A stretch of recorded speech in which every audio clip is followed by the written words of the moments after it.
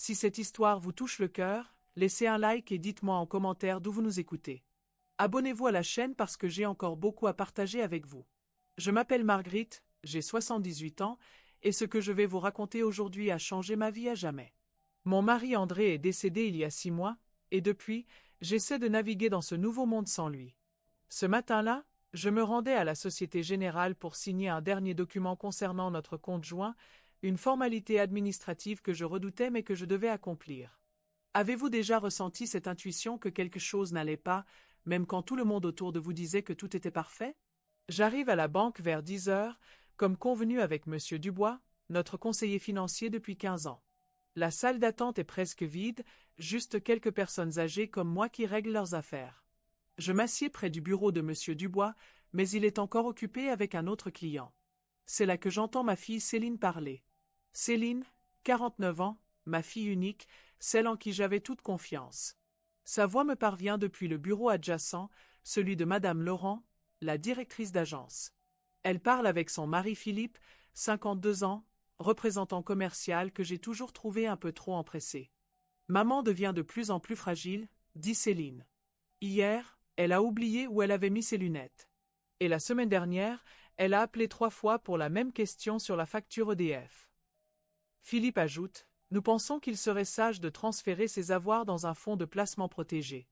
Un trust familial où nous pourrions gérer ses finances de manière plus responsable. Mon sang se glace. Dites-moi en commentaire si vous avez déjà découvert que quelqu'un en qui vous aviez confiance cachait des intentions cachées. Je me rapproche discrètement de la porte entr'ouverte. Madame Laurent explique. Pour procéder à ce type de transfert, nous avons besoin de l'autorisation écrite de Madame Moreau ou d'un document attestant de son incapacité à gérer ses affaires. Justement, répond Céline, nous avons pris rendez-vous avec le docteur Mercier la semaine prochaine pour une évaluation cognitive. En attendant, ne pourrait-on pas commencer les démarches préparatoires? Mes jambes tremblent, mais ma colère me donne la force de rester debout. 49 ans de vie commune avec André, 30 ans d'économie minutieuse, notre petit appartement à Vincennes payé centime par centime, et voilà que ma propre fille tentait de me dépouiller de tout. Ce que j'ai découvert ensuite m'a donné la force de me battre.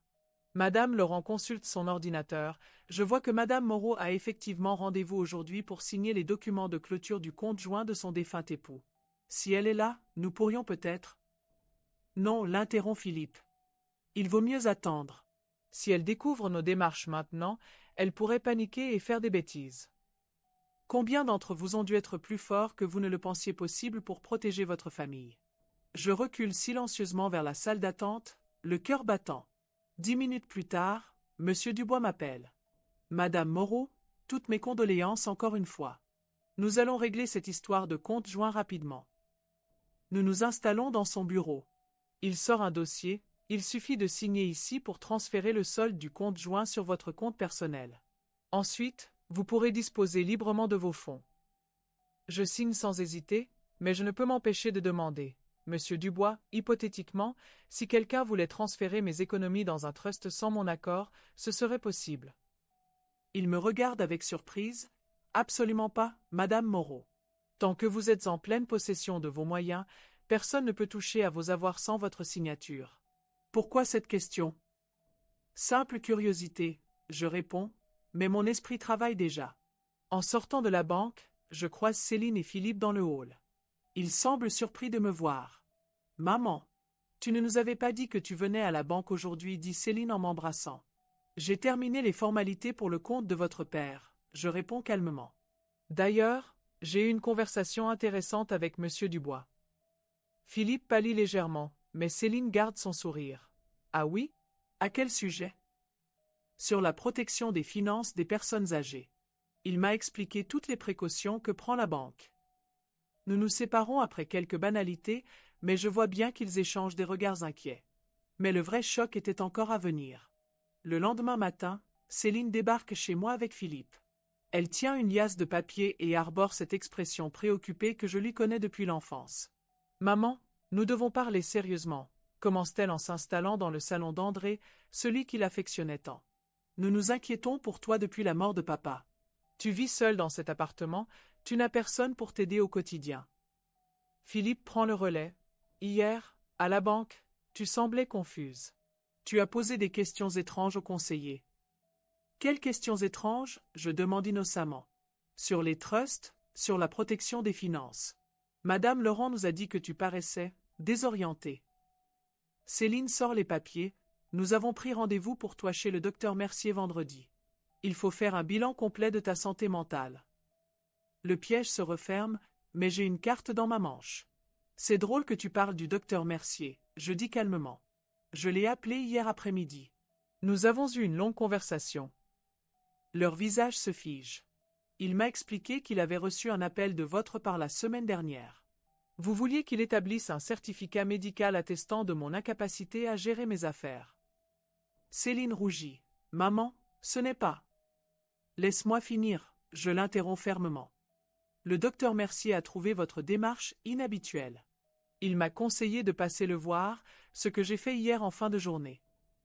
Je sors une enveloppe de mon sac. Voici le rapport de mon évaluation cognitive complète. Test MMSE, évaluation de la mémoire, de l'orientation, du jugement. Résultat, parfaitement normal pour mon âge. Philippe tente une dernière manœuvre, ces tests ne sont pas fiables. Il faudrait une expertise plus approfondie? Comme celle du neuropsychologue de l'hôpital Saint-Antoine, je réponds. J'ai également pris rendez-vous avec lui. Vendredi prochain.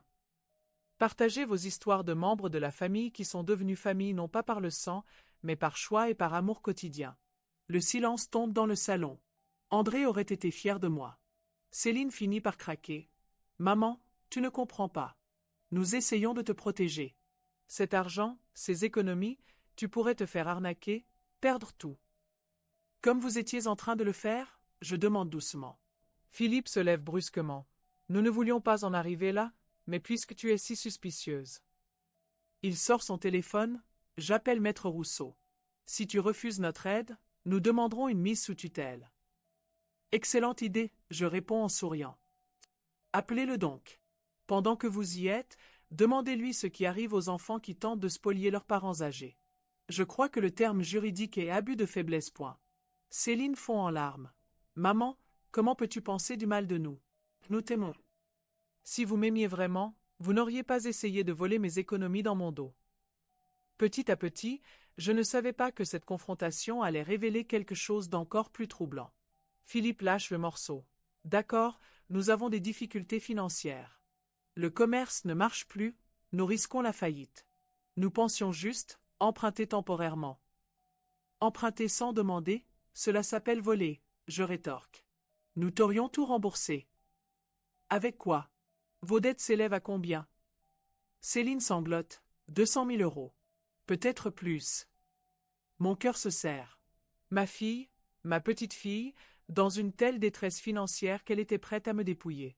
Pourquoi ne pas me l'avoir dit simplement? Nous aurions pu trouver une solution ensemble. Tu aurais dit non, murmure Céline. Peut-être pour 200 000 euros d'un coup, oui. Mais pour vous aider progressivement, pour éviter la faillite? Nous aurions discuté. Philippe secoue la tête. Il est trop tard maintenant. Les huissiers passent la semaine prochaine. Je réfléchis quelques instants. André me manque cruellement dans ces moments-là.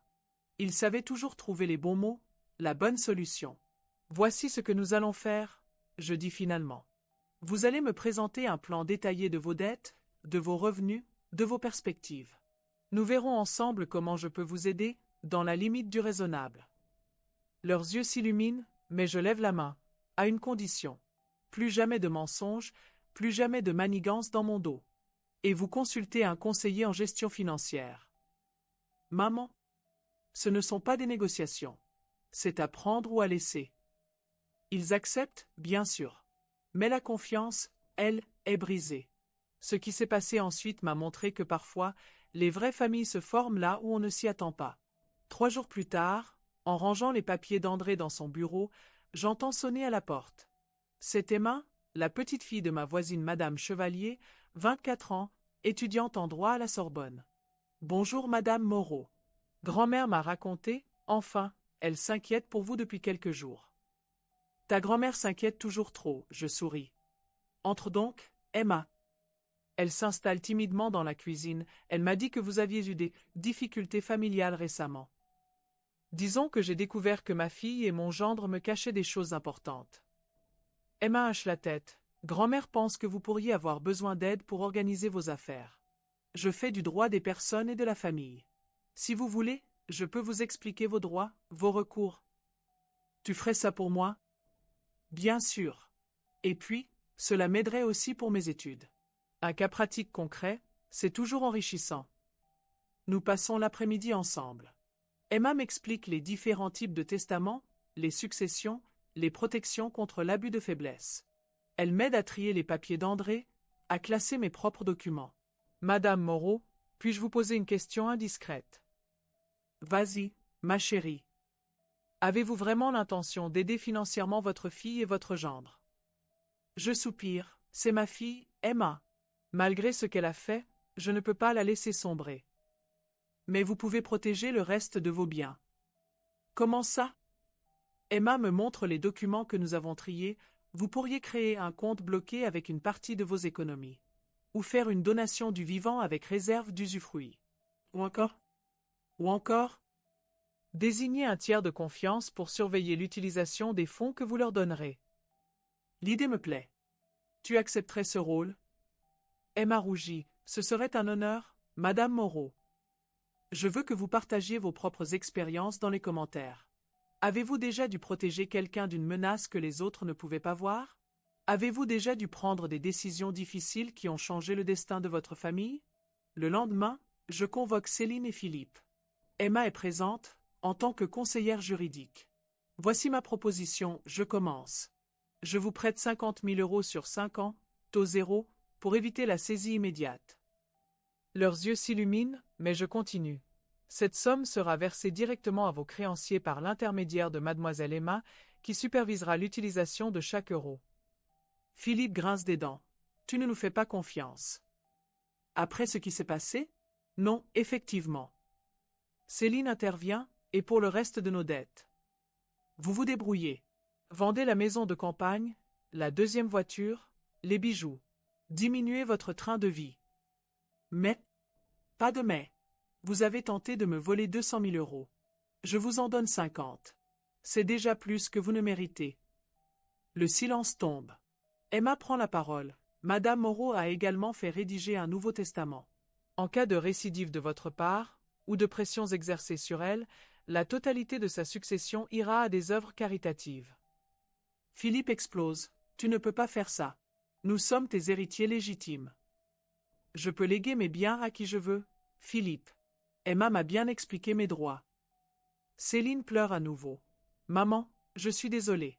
Je ne voulais pas que ça arrive. Nous étions désespérés. Je le sais, ma chérie. C'est pour ça que je vous aide malgré tout. Dites-moi d'où vous nous regardez et si vous avez vécu quelque chose de similaire. Vos histoires peuvent aider d'autres personnes qui traversent des situations comparables. 3 mois plus tard, la situation s'est stabilisée.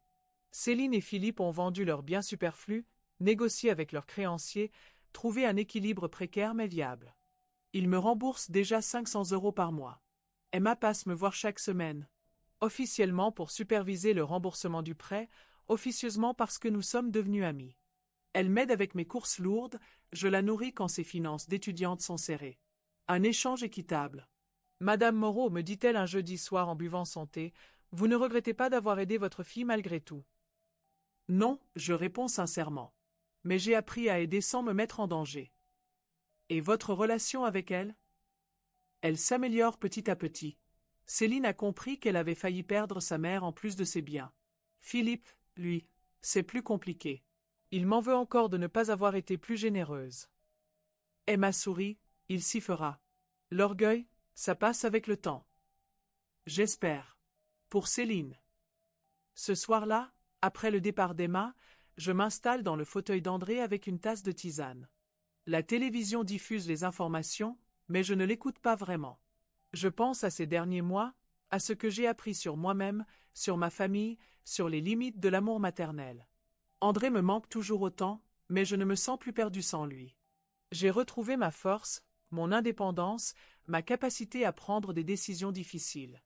Dans mon sac, j'ai toujours le rapport du docteur Mercier qui atteste de ma parfaite santé mentale.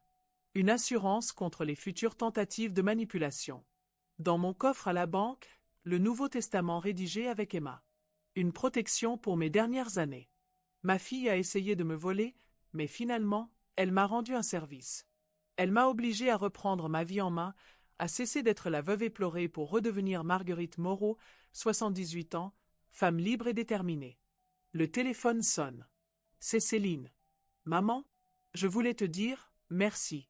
Pour l'aide financière, mais surtout pour la leçon. J'ai compris que j'avais failli commettre l'irréparable. Tu n'as rien fait d'irréparable, ma chérie. Tu as juste pris de mauvaises décisions sous la pression. Philippe et moi, nous suivons des séances chez un conseiller conjugal. Pour apprendre à mieux communiquer, à ne plus prendre de décisions importantes sans tout nous dire. C'est bien, Céline. Et toi, maman, tu vas bien?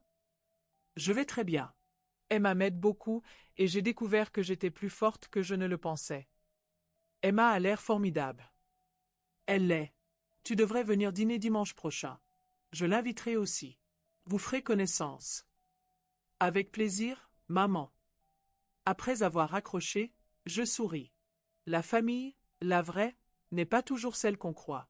Parfois, elle se construit avec le temps, la confiance, le respect mutuel.